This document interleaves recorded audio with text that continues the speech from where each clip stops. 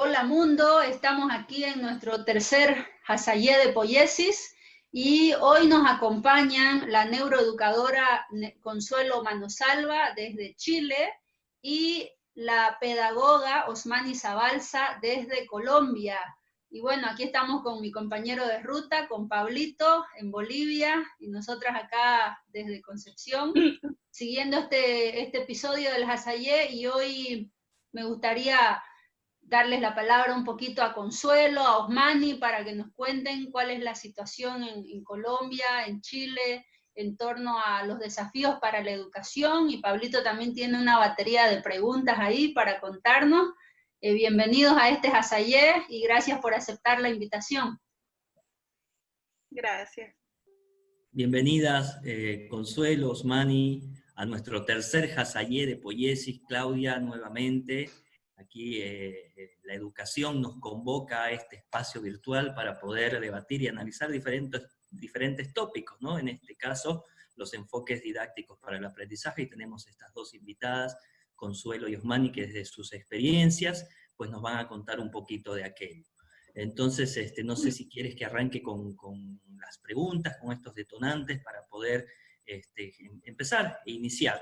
Entonces yo les voy a lanzar primero una cuestionante, puede comenzar Consuelo y luego Osmani, y vamos estableciendo el diálogo. La primera pregunta que hemos desarrollado se refiere a qué enfoques y recursos didácticos son viables en las nuevas atmósferas de aprendizaje que estamos experimentando en este contexto actual. Entonces, podemos comenzar con Consuelo. Bueno, en función a eso, a mí me venía dando vuelta un poco esa pregunta, ese interrogante, porque Claudia ya me había vislumbrado más o menos de qué tratarían las interrogantes. Entonces, en función a mi experiencia, yo te puedo decir que no hay una didáctica única, no hay una receta única para trabajar con la heterogeneidad de estudiantes que tenemos y la heterogeneidad de familias en la que nos encontramos. Entonces, ¿qué quiero decir con esto? Que cuando yo como profesor, o yo como familia, yo como padre, madre, quiero de alguna u otra forma promover un aprendizaje en esta situación, tengo que ver mi contexto. Cuando me refiero a eso y entender un poco a nuestros estudiantes, a nuestros hijos y a nuestros niños, entender que existe, a nivel como de la neurociencia, existe un árbol que sostiene a ese ser humano. Que este árbol, ilustrativamente podemos pensar que puede ser el cerebro, que nuestros niños tienen un cerebro más bien primitivo en sus primeros años. ¿Qué me quiero explicar con esto de primitivo? Que cuando a ellos les molesta algo, van a tener una reacción rápida. Van a llorar, van a gritar. No así con el paso del tiempo, que de alguna u otra forma empieza a florecer de alguna u otra forma este cerebro emocional, que cuando entramos a la educación formal o educación convencional empieza a hacer una conexión con este mundo intelectual o este cerebro un poco racional. Entonces, ¿qué tenemos que tratar de nosotros hacer como profesores o como padres? Es que de alguna u otra forma tanto este cerebro emocional como este cerebro más bien racional converja y existe un punto de conexión. Pero yo me pregunto, o los profesores se pueden estar preguntando, y las familias, ¿cómo hago para que exista esa conexión y yo genere un aprendizaje en este caso? Primero, es situarnos al contexto. ¿Qué es lo que está pasando y se está viendo, por lo menos en Chile? No puedo hablar de otros países. Está muy de moda el trabajo mediante las tecnologías de la información y comunicación, es decir, mediante el computador. Pero estamos viendo cosas como que niños de 4 años, 5 años, tienen que estar en una hora fija para recibir una clase mediante el computador.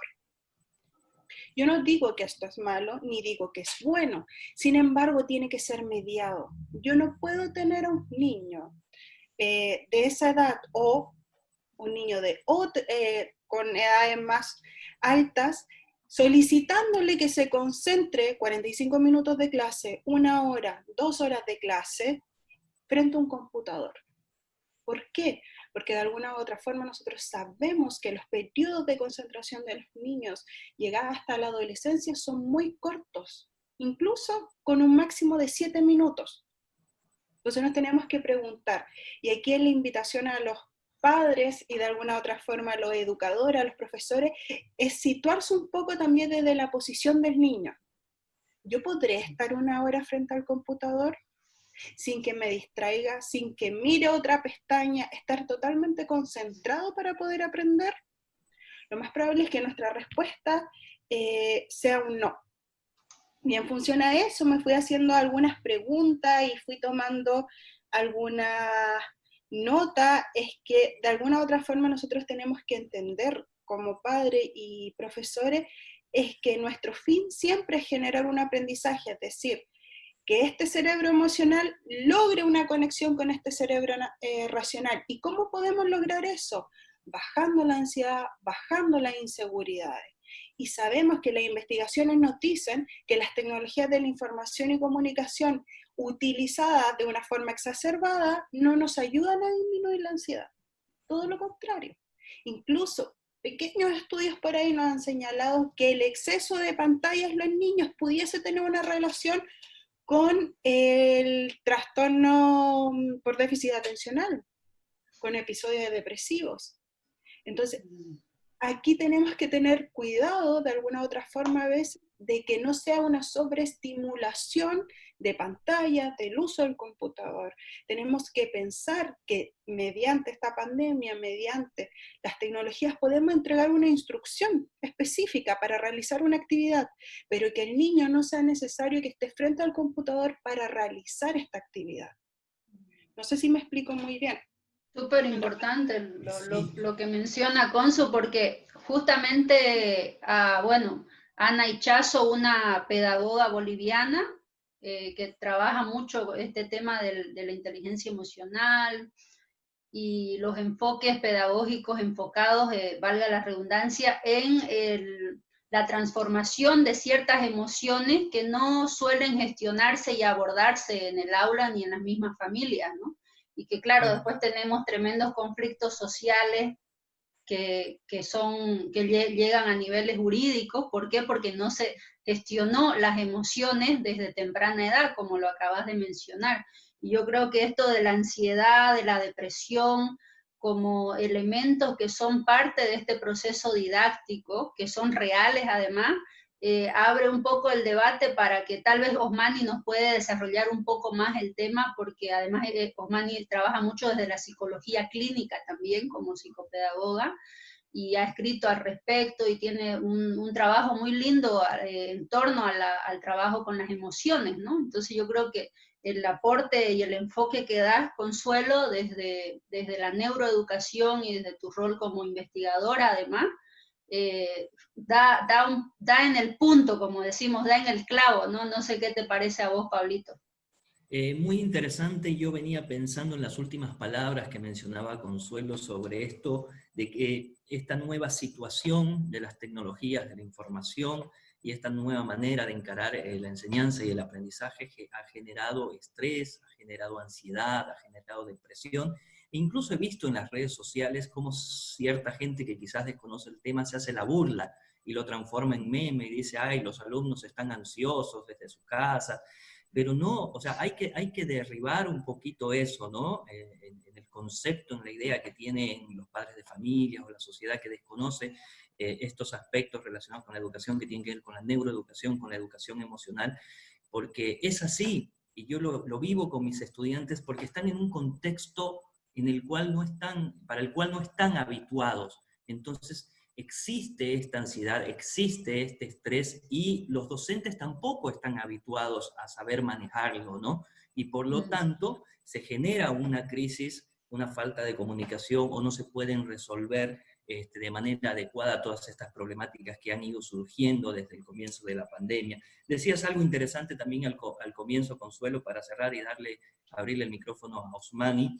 No hay una receta única para promover el aprendizaje, dada la diversidad de estudiantes. No hay una sola respuesta y hay que entender el contexto.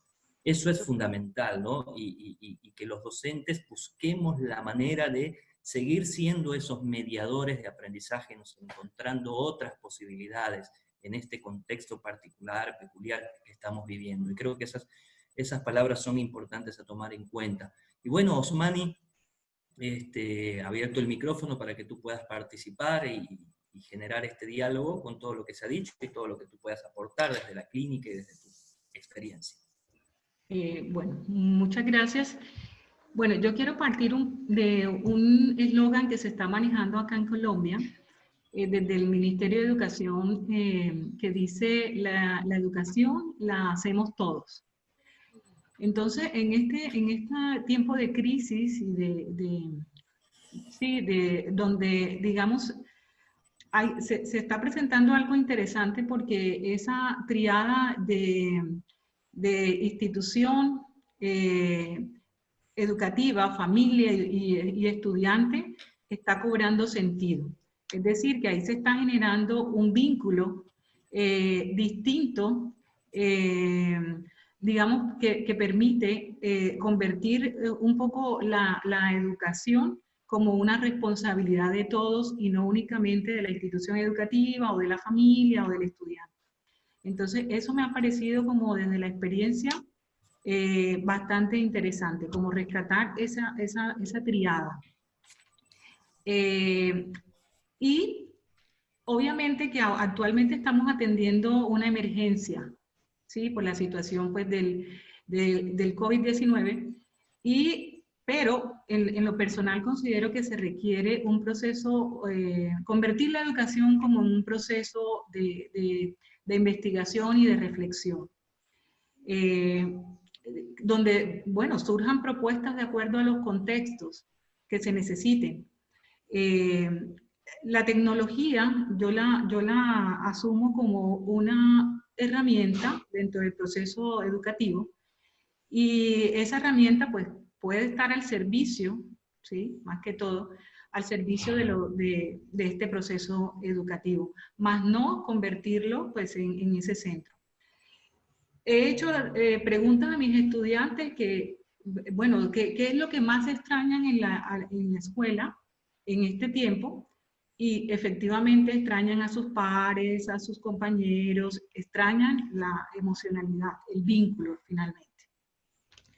Obviamente se han sentido más acompañados por los padres, pero digamos que ha sido como interesante también ver que ellos, sobre todo los niños, aprenden a través del juego, a través de la expresión corporal, y ya de cierta manera pues el computador pues no les representa pues como algo interesante para ellos. Aparte pues que yo trabajo en zona rural, acá en Colombia, una zona rural donde no contamos con conectividad. Entonces el Ministerio de Educación pues nos ha acompañado a nosotros los docentes para, digamos, nos ha capacitado en unas guías didácticas de aprendizaje. Entonces, ¿en qué consisten estas guías? Como para atender a estos estudiantes de zona rural. Esta guía, pues la idea es construirla de una manera muy seductora para el estudiante, donde los invite a pensar. Entonces, esta guía tiene como una serie de pasos donde, digamos, desde el comienzo al fin, se hace un proceso evaluativo a través de preguntas orientadoras, pues que se eduzcan un poco al estudiante. Que no sean guías tan extensas, dependiendo también la edad, dependiendo... digamos, el contexto y la capacidad que el estudiante tenga para poderla leer. Y de esa manera estar fomentando más el trabajo autónomo. Es decir, que el mismo estudiante pueda por sí mismo tomar la guía, leerla y poderla desarrollar. Entonces, un poco es lo que estamos trabajando. Es todo un desafío. Porque inicialmente estábamos haciendo unas guías, claro, muy descontextualizadas.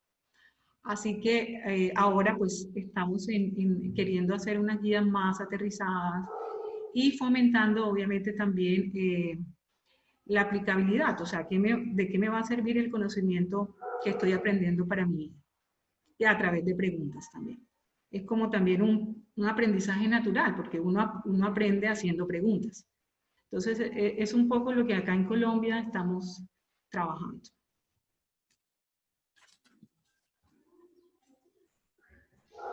Dale, Consu, dale, querías decir algo en relación Sí, con lo que menciona. sí que es sumamente importante lo que menciona Osmani, porque viéndolo como desde la neurociencia, ¿qué es lo que se está buscando? Es que los niños desde muy pequeños se hagan responsables de sus cosas. Ejemplo, no estoy diciendo que una gran responsabilidad es como yo elijo, ejemplo, qué color me gusta más, con qué ropa me quiero vestir, ciertas responsabilidades le estoy dando al niño. ¿Qué pasa con esa responsabilidad y por qué es tan bueno darle responsabilidad a los niños? Porque empieza este momento de realizarse preguntas metacognitivas. ¿Por qué lo estoy haciendo? ¿Para qué lo estoy haciendo? ¿Para qué me sirve? Entonces creo que lo que postula Osmani es sumamente importante que se pudiese ver también como una alternativa y no direccionemos todo el uso de las tecnologías de la información y comunicación, que si bien están bien, las podemos utilizar, nadie dice que no, pero que no sea el fin en sí mismo, trabajar todo mediante las tecnologías de la información y comunicación. También, ¿por qué? Porque no todos los estudiantes tienen acceso. Entonces también se genera esta ansiedad de que no puedo realizar la tarea, o como se ha visto en muchas noticias, estudiantes en los techos de sus hogares tratando de captar señal. Entonces todas esas condiciones no generan un aprendizaje idóneo.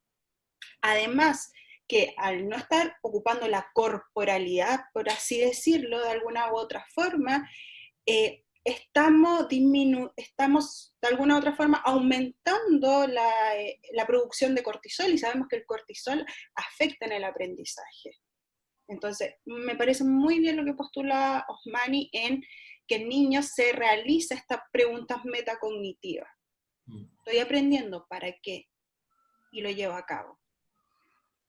Claro, al final yo creo que el desafío como humanidad que tenemos ahora va por ahí. Preguntarnos para qué estamos donde estamos, por qué consumimos lo que consumimos, si realmente lo necesitamos, por qué pensamos lo que pensamos, es decir, el ejercicio de la metacognición, yo creo que como dinámica de la cotidianeidad humana hoy por hoy es imprescindible para que esta experiencia que estamos atravesando todos los humanos con la situación de la contingencia sociosanitaria, nos permita reflexionar y mirar la profundidad de nuestros hábitos para transformar lo que sea necesario transformar, ¿no? Porque hemos perdido de algún modo como sociedad esta habilidad para hacer una pausa y preguntarnos ¿por qué estamos en esta máquina de producir, producir, producir, de comprar, comprar, comprar, o de hacer carrera, carrera, carrera, sin realmente encontrar lo que decía Víctor Frankl, ¿no? El sentido de la vida. Entonces, súper importante los aportes que nos plantea Osmani, y además que lo están haciendo desde una instancia, desde el Ministerio de Educación de Colombia, ¿no? En las áreas rurales y urbanas. Entonces, parece que en Colombia tienen bastante para compartir con América Latina en este sentido, porque están desde la instancia del Ministerio de Educación generando estas guías didácticas para apostar por la capacidad reflexiva del individuo, ¿no? Desde la etapa escolar hasta la etapa adulta. Y en Chile, Consu, ¿qué novedades has encontrado a nivel del Ministerio de Educación, en este ámbito de la neurociencia, por ejemplo? Hubo un estudio hace unos días que salió sobre la brecha digital, pero no sé si tenés algo que contarnos en este ámbito, o vos misma desde tu experiencia, o conversaciones que tenés con colegas, cómo están afrontando esta gestión de las emociones y esta gestión de la didáctica en este nuevo entorno que es lo digital, ¿no? Bueno, como expresaba en un principio y desde la experiencia de lo que se está viendo en su generalidad en Chile, no puedo decir que está sucediendo en todos los rincones del país, pero lo que está pasando generalmente es que se está utilizando mucho las tecnologías de la información y comunicación en el fin mismo del aprendizaje. Y creo que eso podríamos modificarlo de cierta medida.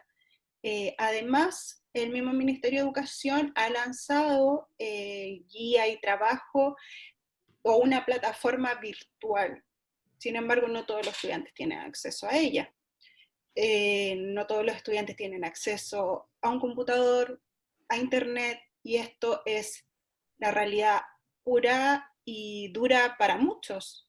O sea, he visto casos de estudiantes pequeños de 7 años que tienen que estar viendo la clase del profesor en un celular y la mamá mientras comprando minutos en el kiosco más cercano. No son las condiciones idóneas para un aprendizaje. Eso lo tenemos más que claro. ¿Qué nivel de ansiedad tiene que tener ese niño o esa niña que sabe que se tiene que conectar a una hora porque la profesora va a dar la clase online? Además tiene que estarlo mirando en una pantalla muy pequeña? ¿Qué daño a nivel del lóbulo prefrontal estamos generando además? Entonces creo que pudiesen haber otras alternativas como la que menciona Osmani. También se está viendo que los colegios están entregando guías, no todos, para que los niños realicen sus actividades. Sin embargo, a veces, ¿qué es lo que ocurre? Estas guías son muy, por así decirlo, resolver una operación. Pero vuelvo a lo mismo, ¿dónde dejamos la corporalidad de los estudiantes? Si nos vamos al típico neuromito de que cada niño tiene un canal receptivo más desarrollado, por ende hay niños visuales, kinestésicos, auditivos, aunque es un neuromito. Si nos vamos a ese neuromito, ¿qué estaría pasando con aquellos niños que son kinestésicos? ¿O que son más auditivos? Insisto que es un neuromito, pero idealmente tenemos que tratar de seguir desarrollando todos los canales. ¿Cómo lo podemos hacer de alguna u otra forma? No hacer que este trabajo de pandemia de los colegios sea un castigo para los niños, porque ahí bajamos nuevamente los niveles de cierta hormona para producir aprendizaje, porque obviamente un niño que tiene una capacidad o que tiene acceso a un computador, a internet sin dificultades, obviamente el aprendizaje va a ser idóneo. Sin embargo, igual vamos a estar generando de alguna u otra forma vamos a estar utilizando el exceso de pantallas, que puede ser de alguna u otra forma dificultades o va a producir mayor secreción de dopamina, y eso genera otras cosas, que es como ciertos aspectos de adicción, pero no es la misma condición de aquella familia socionivel económico bajo, que esta niña está mirando la clase en un celular, en una pantalla diminuta, tratando de ver la guía, aumentándola para pasarla al cuaderno, y después de pasar la guía recién sentarse a pensar cómo la va a desarrollar. Finalmente está el niño en el día completo haciendo tareas para el colegio. ¿Y dónde dejamos el momento de ocio? El momento de juego. Y aquí las neurociencias son pero tajantes. Los momentos de juego, los momentos de deporte, los momentos de ocio es cuando el niño genera mayor aprendizaje. Pero actualmente, bajo la pandemia, no se está de alguna u otra forma mediando o viendo esta situación. Claro, el mismo Henry Corbera desde la bioneuroemoción habla bastante sobre lo que nos menciona Consu, ¿no? En la medida que el cuerpo, el cerebro está produciendo serotonina, las posibilidades de expandir el aprendizaje y apropiarse realmente para toda la vida de un nuevo conocimiento son mayores, pero cuando estamos produciendo por la cortisona que nos genera, que es el estrés básicamente, lo que hay es un shock y el aprendizaje es a corto plazo para vencer una situación inmediata, ¿no? Entonces, súper importante el aporte de Consu desde ese ámbito. No sé si Pablito tienes algo para ir como cerrando este encuentro y bueno, yo agradecida y encantada de escuchar a nuestras invitadas. No, me quedó colgando esta idea que es una realidad en toda Latinoamérica, que esta situación de alguna manera ha profundizado esta brecha, ¿no? Ahora esta brecha digital entre lo rural, entre lo urbano, entre lo público, entre lo privado. En Bolivia es una realidad, no hay respuesta para eso desde el ministerio ni las instituciones. Todavía no hay una respuesta concreta y eso realmente preocupa a todos los educadores, porque como tú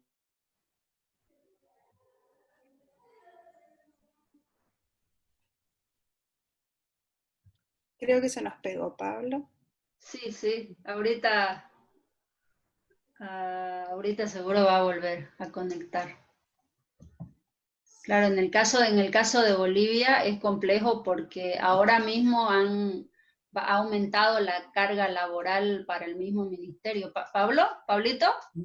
He tenido un problema con el internet, se me está Sí, cayendo. buenísimo. Dale, continúa. Estabas hablando de lo que está pasando en Bolivia un poco. Que el Ministerio de Educación no ha dado respuestas, ¿no? Y Ujú. esta brecha cada vez más profunda entre lo rural, que ya lo era, y ahora mucho más, porque no hay las condiciones, como tú decías, Consuelo, no hay las condiciones para poder responder a esta realidad tan particular, y realmente es interesantísimo lo que mencionas, y también ese aspecto relacionado con el ocio, que es tan importante, y que los chicos ahorita están generando un montón de estrés y ansiedad porque todo el tiempo en la mañana están en clases porque los colegios están desesperados, porque los papás también exigen que se pasen clases como se pasaba de forma presencial, por si toda la mañana, ¿no?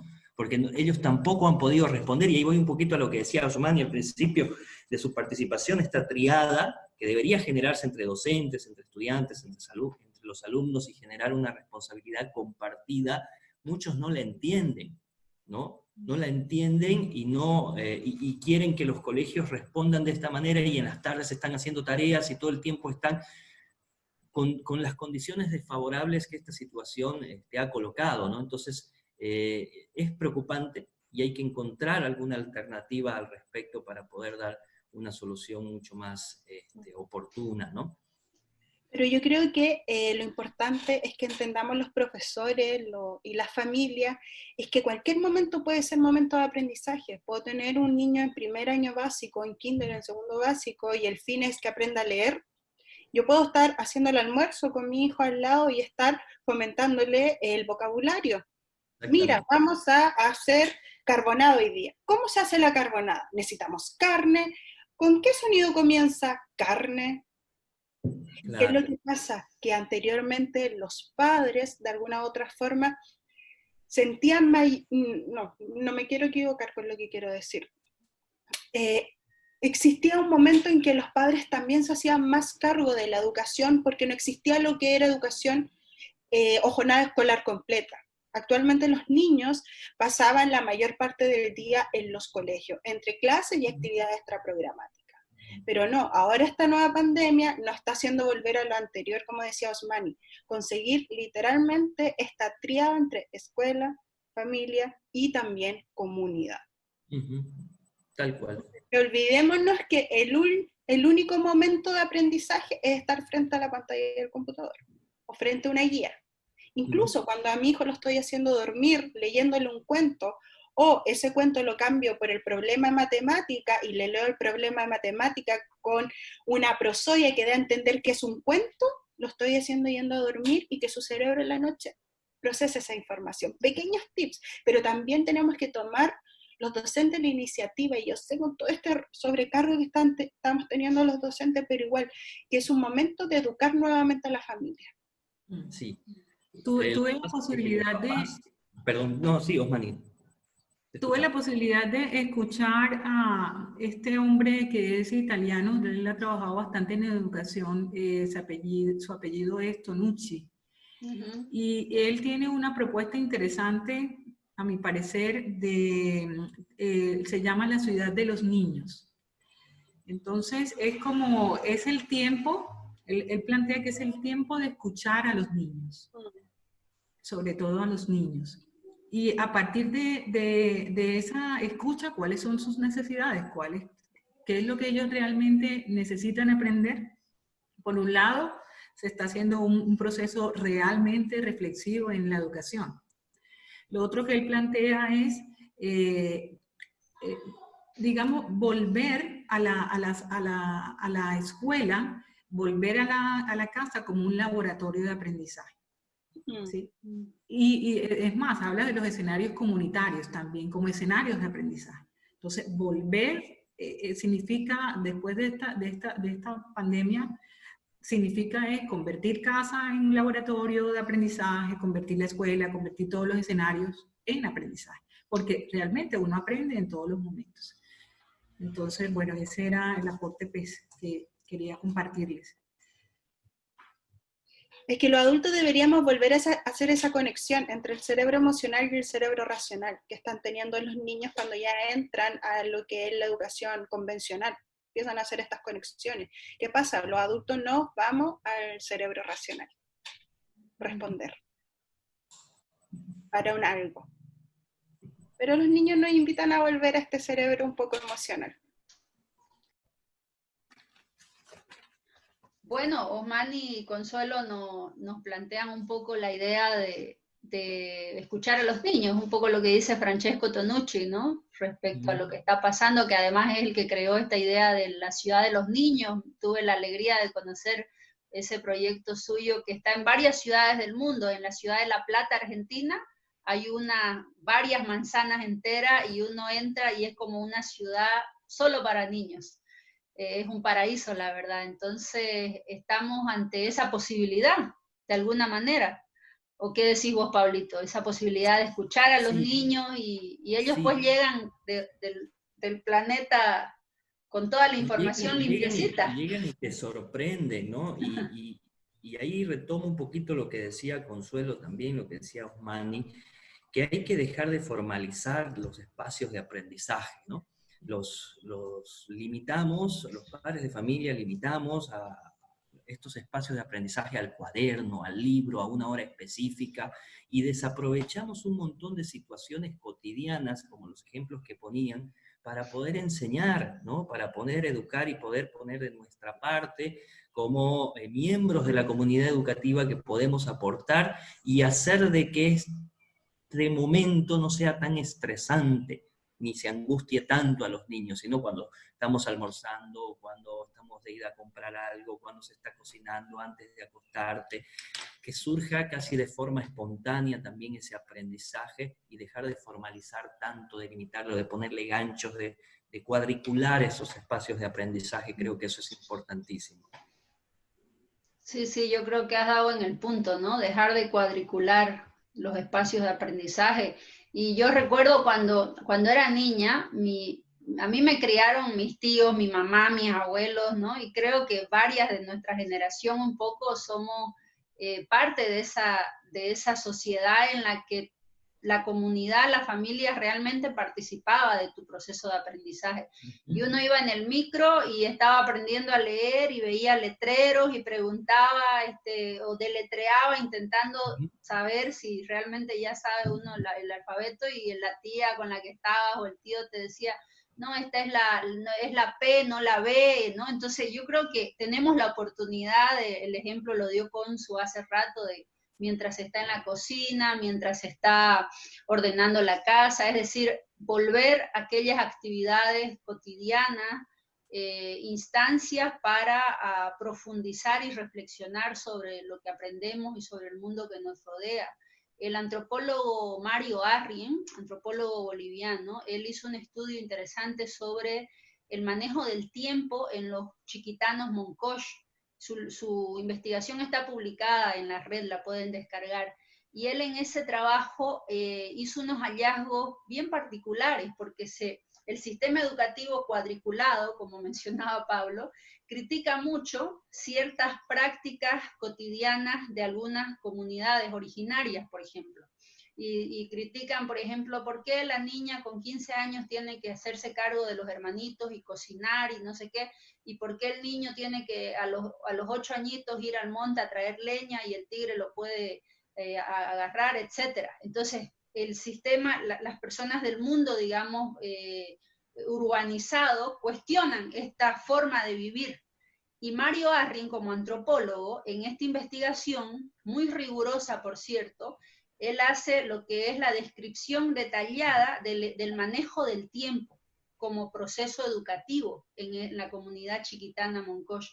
Y él ahí demuestra que la rutina que tienen los niños, las niñas, las abuelas, las madres, a lo largo del día, forman parte de su proceso de aprendizaje y tienen mucho más impacto en su madurez emocional e intelectual que la misma escolarización de la que tanto se habla. Entonces él de alguna manera pone en tela de juicio, realmente necesita escolarizarse en un sistema cuadriculado una persona que en su manejo cultural del tiempo, del espacio y de las actividades tiene ya un orden en su vida, y este sentido de la responsabilidad, porque al final es eso, y lo mencionaron tanto la neuroeducadora Consuelo como la psicopedagoga Osmani.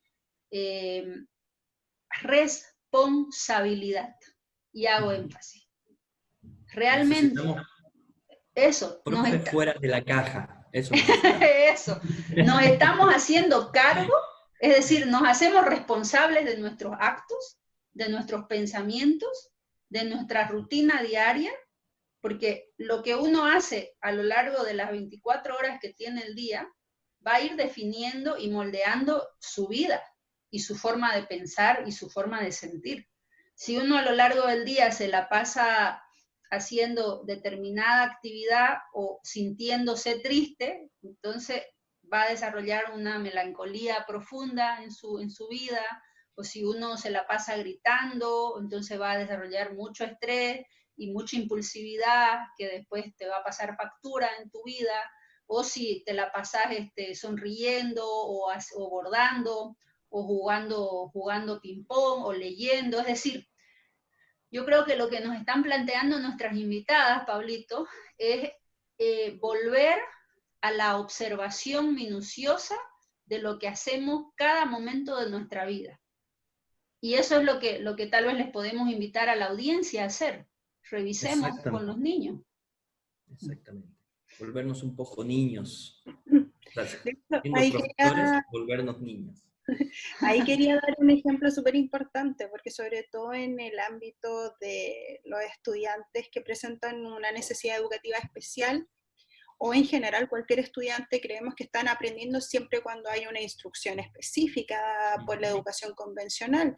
Y en uno de los colegios donde yo participé como profesora de educación especial, siempre me voy a acordar, bueno, de muchos momentos, que uno de mis estudiantes que presentaba trastorno específico del lenguaje tenía muchas dificultades a nivel del lenguaje expresivo, es decir, tenía un habla que costaba entenderla.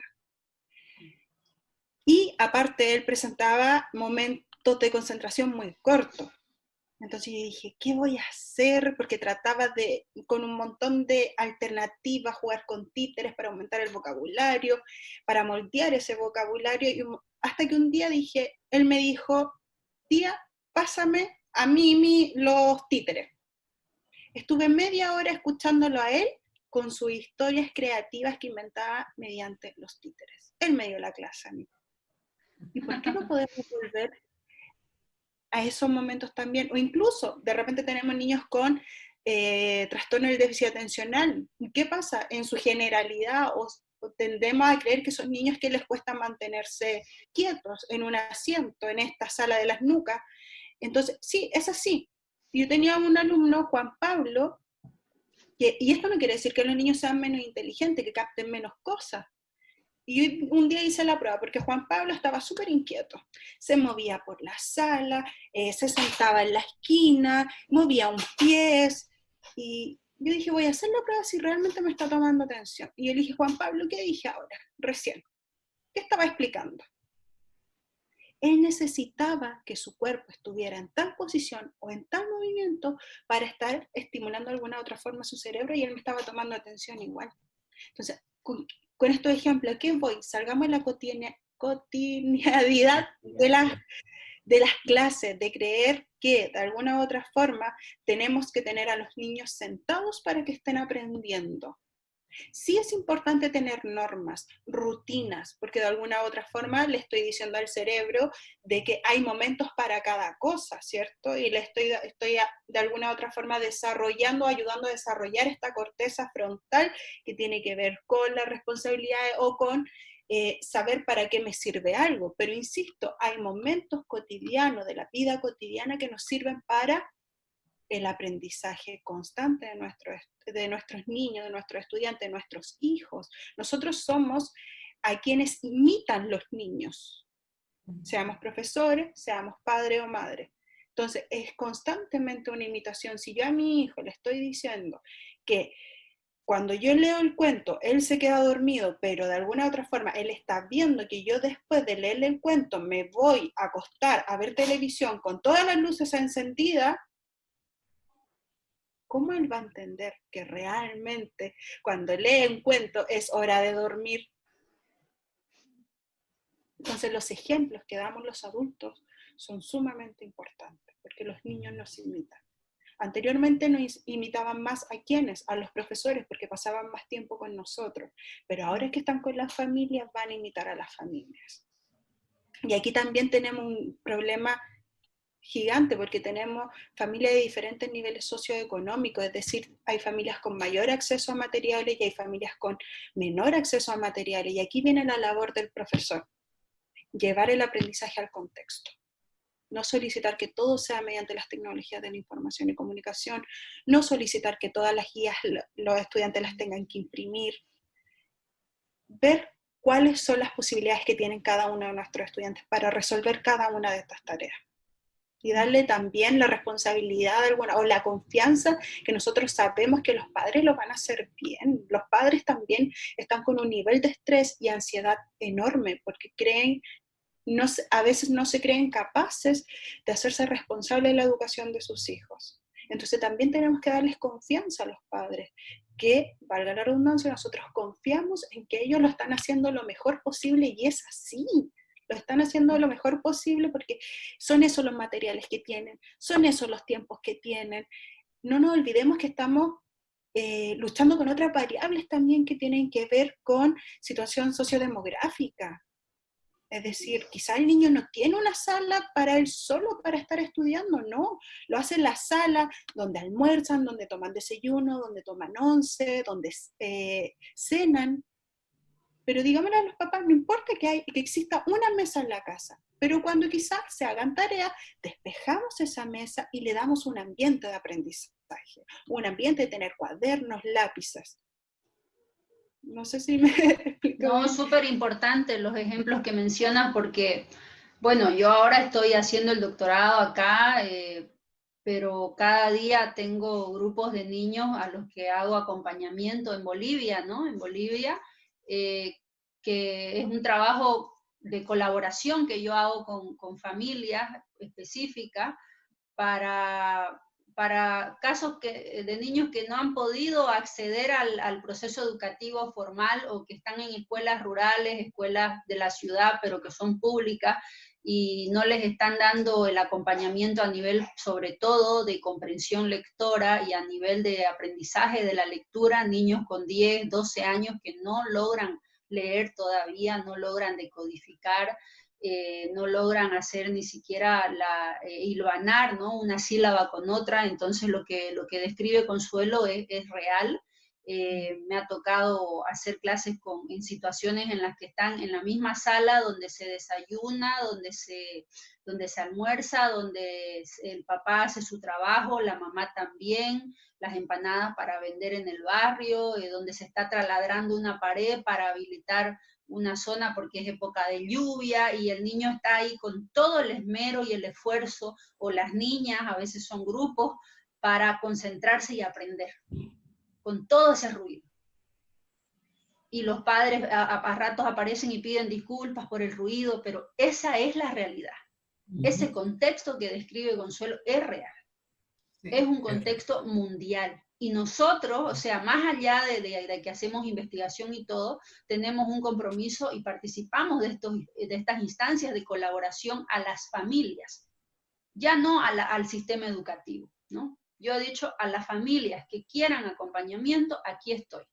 Me hago campo, como sea, me hago campo, 40 minutos. ¿Por qué? Porque creo que si no, es lo único que podemos hacer desde donde estamos por ahora.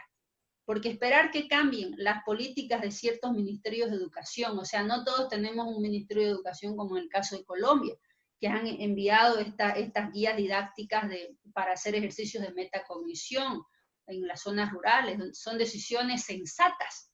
En el caso boliviano, la situación se va a complejizar mucho más, porque este Ministerio de Educación ha asumido ahora 2 ministerios más.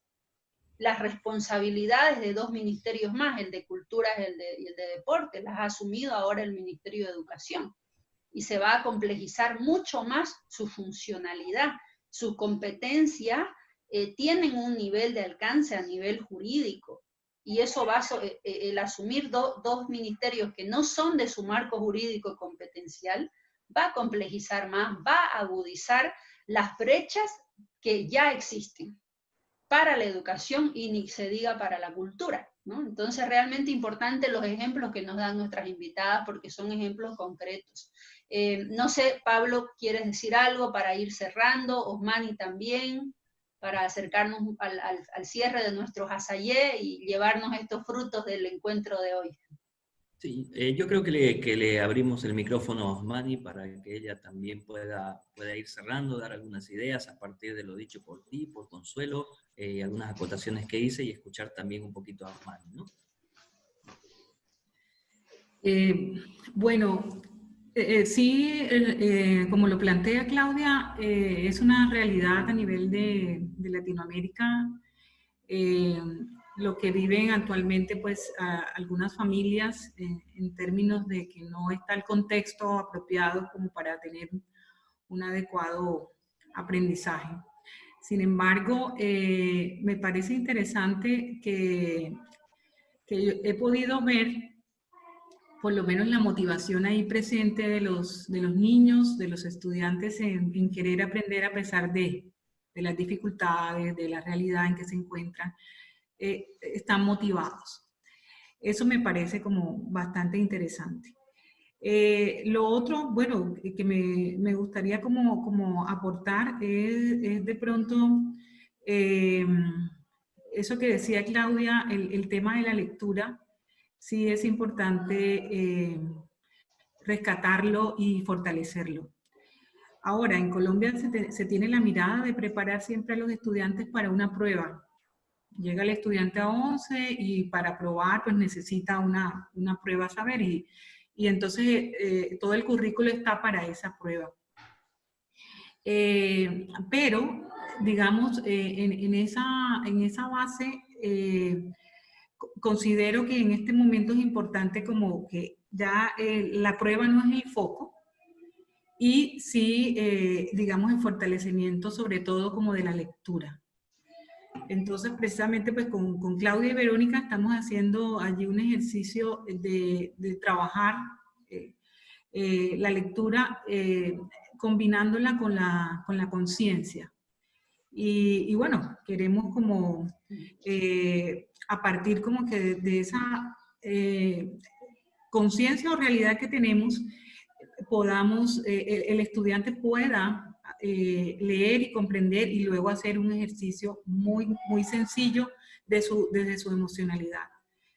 Entonces, bueno, Claudia lo ha planteado como el idioma de la conciencia, que también pues a la hora de aprender esté permanentemente ese estar presente y digamos que creo que se hace un ejercicio interesante desde allí. Entonces, bueno, eso sería como desde Muchísimas gracias, Osmani. Consuelo, creo, no sé, Claudia, si tienes algo más que decir. Por mi parte, agradecerles muchísimo por la participación, por los aportes, por las experiencias profesionales, por comentarnos también cómo los ministerios de los respectivos países están manejando esta situación, porque para que el público boliviano que pueda asistir pueda también tomar esto, ¿no? como una posibilidad de que quizás hacer algunas cosas que hacen falta aquí, ¿no? En cuanto a la educación. Sí, bueno, muchísimas gracias, Consuelo, Osmani, Pablo, y nos estaremos viendo la próxima semana con nuevos invitados para seguir dialogando, para seguir conversando y conociendo un poco de la dinámica en torno a las diferentes poiesis, en torno al Hasayé que hemos creado. Y feliz Día del Maestro en Bolivia, sabemos es el Día del Maestro hoy, así que muchas felicidades a todos los profesores, profesoras, de vocación y de profesión, ¿no? Algunos de vocación, como Pablo, que cuando era niño le enseñaba a sus hermanitos o a sus vecinos. ¿Quién no ha pasado por eso, no? Entonces, aprovechar también este Hasayé para darles nuestro saludo a los profes. Y nada, muchísimas gracias. Vamos a seguir comunicándonos y esperamos contar con ustedes en los próximos Hasayés a lo largo del año. Buenas a todas. Gracias. Gracias. Listo, nos vemos. Nos Un vemos. abrazo. Chao, Consuelo. Bueno. Chao, Claudia. Chao, chao.